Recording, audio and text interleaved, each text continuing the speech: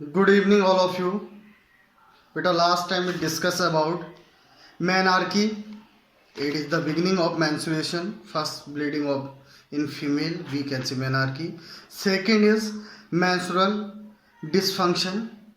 It is a disorder. We can say irregular condition in women menstrual cycle. So menarche means it's a first bleeding in women. And second one is menstrual dysfunction, we can say irregular condition of menstrual cycle. Now we discuss a new topic, female athlete trait. What is the female athlete traits?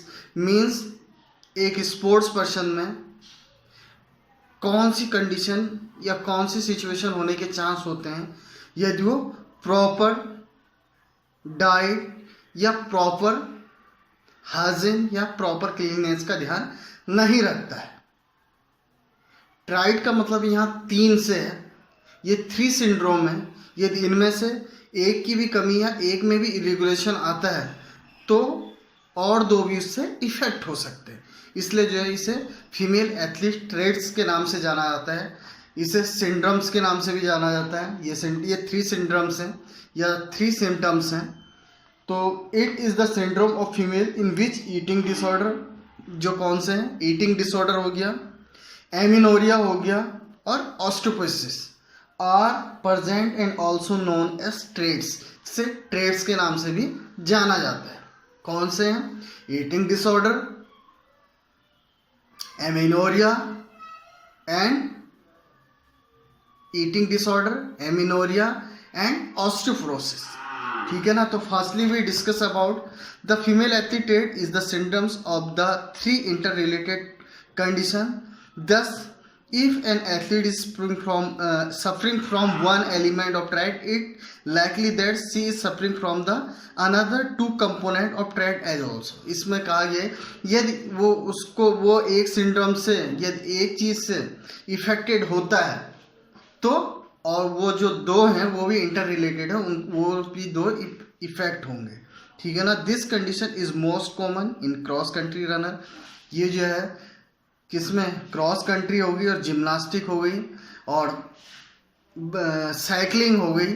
इस type की जो activity होती है उस सब में ये effect नहीं करता, लेकिन कुछ जो इंडिविजुअल गेम होते हैं और जिनकी ड्यूरेशन लंबी होती है उसमें ये जो है एथलीट को क्या करते हैं, इफेक्ट करते हैं। तो first state factor of disorder eating disorder भी से कहा जाता है। ईटिंग डिसऑर्डर 2 टाइप के होते हैं बेटा, एक है बुलिमिया नर्वोसा, दूसरा है एनोरेक्सिया नर्वोसा। बुलिमिया नर्वोसा क्या है? It is the eating disorder characterised by the recurrently being eating following by the compulsive behaviour such as forging. ठीक ना। In this disorder of eating the person consume large amount of it rapidly follow by the beginning and forging. इसमें क्या है, एक person क्या करता है, rapidly में तेज से खाता है या ज़्यादा डाइट लेता है। डाइट लेने के बाद जब उसका वेट गेन हो जाता है, वेट बढ़ जाता है, तो वो अपना वेट रिड्यूस करने के लिए क्या करता है, बहुत सारी चीज़ों को अपनाता है। जैसे एक्सरसाइज हो गई, ठीक है ना, पिल्स का यूज़ करता है या पर्गिंग का यूज़ करता है। उससे क्या होता है, बहुत सारी हेल्थ प्रॉब्लम होती है। यदि बेटा आपका वेट बढ़ गया है, उसे रिड्यूस करने के लिए आप एक्सरसाइज करेंगे तो उसका इफेक्ट हमारे हार्ट पे पड़ेगा।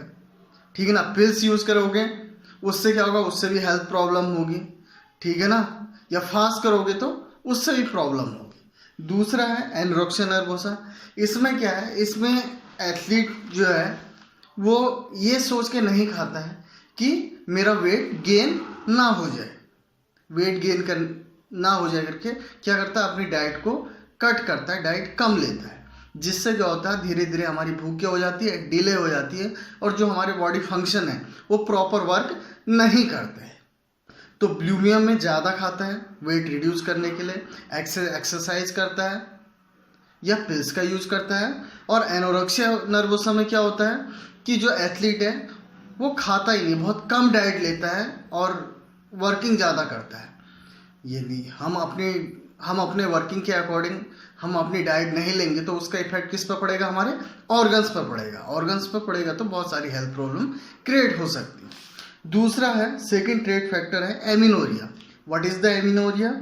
In this factor female athlete perform intensive exercise and not eating enough calorie by which hormonal level decrease the causing very menstrual cycle. इसमें क्या होता है कि एथलीट क्या होता है, एक्सरसाइज करता है, एक्सेसिव एक्सरसाइज करता है, लेकिन उसके अकॉर्डिंग क्या करता है, कैलोरी नहीं लेता है, जिसका इफेक्ट किस पर पड़ता है, मेंस्ट्रुअल साइकिल पर पड़ता है। In this season of the menstrual cycle for more than 3 month. इसमें क्या होता है कि बहुत सारी या तो होता है या लेट होता है या जल्दी होता है, दोनों होने के चांस ज़्यादा रहते हैं। Third trade factor of osteoporosis है, osteoporosis is the weakening of bones due to loss of bone density and improper bone formation। osteoporosis का मतलब है हमारी bone density, हड्डियों कमजोर हो जाना, ठीक है ना। This condition decline the performance and lead of bone injury. Osteoporosis होने से जो होती है, बोन्स इंजरी होने के चांस ज़्यादा हो जाते हैं। Oestrogen is lower in girls with female athlete. इसमें क्या है, एस्ट्रोजन की कमी हो जाती है। जैसे एंड्रोजन जो है मेल में होते हैं, एस्ट्रोजन फीमेल में होते हैं, फीमेल में एस्ट्रोजन की कमी होना शुरू हो जाता है। The low level of oestrogen and poor nutritional diet lead to osteoporosis. Oestrogen की कमी और जो हमारी न्यूट्रिशनल डाइट है उसका कम होने क्या करती है, ऑस्टियोपोरोसिस होने के चांस बढ़ जाते हैं। सिम्टम्स क्या हैं, disorder eating, fatigue, hair loss, dry skin, weight loss, ये इसके सिम्टम्स हैं। इंजरी ज़्यादा बढ़ जाना, एनीमिया हो जाना, ठीक है ना, हार्ट रेट का कम हो जाना, ब्लड प्रेशर बढ़ जाना, ये इसके सिम्टम्स हैं, ठीक है ना। Cause of female athlete trades, क्या कारण हो सकते हैं फीमेल एथलीट ट्रेड्स के? इनसफिशिएंट कैल्शियम डाइट की कमी होना, ठीक है ना, एमेनोरिया प्रॉब्लम होना, ईटिंग डिसऑर्डर प्रॉब्लम होना, पुअर न्यूट्रिशन आप प्रॉपर ना लोगे तो, इंक्रीज द इंजरीज बढ़ जाना, इंजरीज बढ़ जाते हैं, विटामिन डी की कमी होना, हार्मोनल डिसबैलेंस होना, ओवर ट्रेन, जब हम एक्सरसाइज करते हैं तो उससे ट्रेड्स होने के चांस होते हैं। लेस लिक्विड डाइट, ये हम अपनी डाइट में क्या करते हैं, वाटर की मात्रा प्रॉपर नहीं लेते हैं। इसका ट्रीटमेंट क्या है? Treatment of female athlete triads, treatment है the treatment of female athlete triads consist the immediate consult with the doctor gynaecologist. जो महिला विशेषज्ञ डॉक्टर हैं उनको कंसल्ट करना, न्यूट्रिशनल डाइट लेना, बैलेंस डाइट लेना, रिड्यूसिंग एक्सरसाइज नहीं करना, जो लिमिटेड अपनी इफिशिएंसी के अपनी बॉडी की इफिशिएंसी के अकॉर्डिंग वर्कआउट करना, ठीक है ना। Taking food supplement for vitamin minerals and behaviour therapy, अपने बिहेव में जो है उसको भी चेंज करना, एक दूसरे टॉक करना। तो today we discuss athlete trades versus eating disorder. Eating disorder में था bulimia nervosa and anorexia nervosa. Bulimia में क्या था कि एथलीट ज़्यादा खाता है और वेट रिड्यूस करने के लिए एक्सरसाइज या पिल्स का यूज़ करता है, जिससे हेल्थ प्रॉब्लम होती है। दूसरा था एनोरेक्सिया नर्वोसा। एनोरेक्सिया में क्या करता है कि एथलीट डाइट ही नहीं लेता, बहुत कम डाइट लेता है, वेट गेन ना हो जाए, जिससे इससे भी हेल्थ प्रॉब्लम होती है। उसके बाद था एमिनोरिया। एमिनोरिया में क्या होता है कि हम एक्सरसाइज करता है एथलीट और प्रॉपर डाइट नहीं लेता, जिससे कि मेंस्ट्रुअल साइकिल इफेक्टेड हो जाती है। उसके बाद थर्ड था ऑस्टियोपोरोसिस। ऑस्टियोपोरोसिस में क्या होता है, बोन डेंसिटी क्या हो जाती है, कम हो जाती है, बोन इंजरी होने के चांस ज़्यादा हो जाते हैं। तो सिम्टम्स क्या है, हेयर लॉस हो गया, ड्राई स्किन हो गया, वेट लॉस हो गया, ये इसके सिम्टम्स थे ट्रेड्स के। उसके बाद कॉज क्या थे, कैल्शियम की कमी होना, amenorrhoea, eating disorder, injuries, sedentary life style, ये इसके कारण है। ट्रीटमेंट क्या है, if any have any type of that one type of problem you consult to doctor. Doctor को दिखाना चाहिए, अपनी डाइट प्रॉपर लेनी चाहिए, एक्सरसाइज नहीं करनी चाहिए, ठीक है ना। अपनी फिजिकल इफिशिएंसी के अकॉर्डिंग क्या करना चाहिए, डाइट लेनी चाहिए, अपनी काउंसलिंग करानी चाहिए, ठीक है ना, कंसल्ट करना चाहिए डॉक्टर से। तो रीड इट प्रॉपरली बेटा, it's important for your board exam also. If you have any type of problem, any type of queries, you send me message. Thank you, have a nice day.